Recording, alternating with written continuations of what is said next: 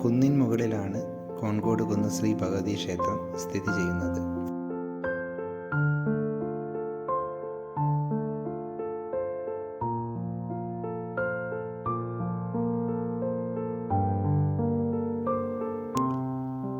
ഇതാണ് ക്ഷേത്രത്തിൻ്റെ പ്രധാന കവാടം.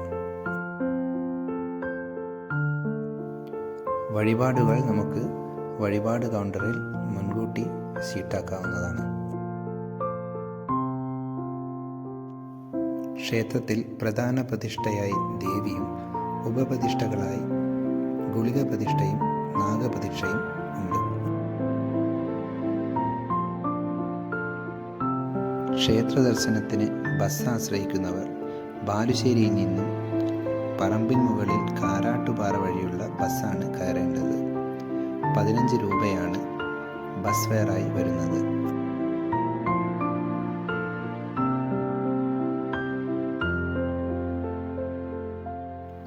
ക്ഷേത്രത്തിലെ പ്രധാന വഴിപാടായ ഗുരുതി പൂജ നടക്കുന്ന ഗുരുതിത്തറയാണ് ഇത്.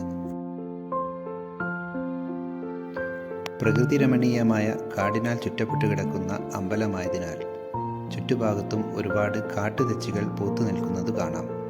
ഇതുതന്നെയാണ് ഇവിടെ പൂജയ്ക്കായി എടുക്കാറുള്ളതും. പ്രധാന വഴിപാടായ ഗുരുതി പൂജയ്ക്ക് ഇവിടെ അഡ്വാൻസ് ബുക്കിംഗ് ചെയ്യേണ്ടതാണ്. 6500 രൂപയാണ് ഇവിടെ ചാർജ് ഈടാക്കുന്നത്. 6000 രൂപ പൂജയ്ക്കായും 500 രൂപ നേർച്ചയ്ക്കായി കൊടുക്കുന്ന പൂവൻ കോഴിക്കുമായാണ് ഇത്.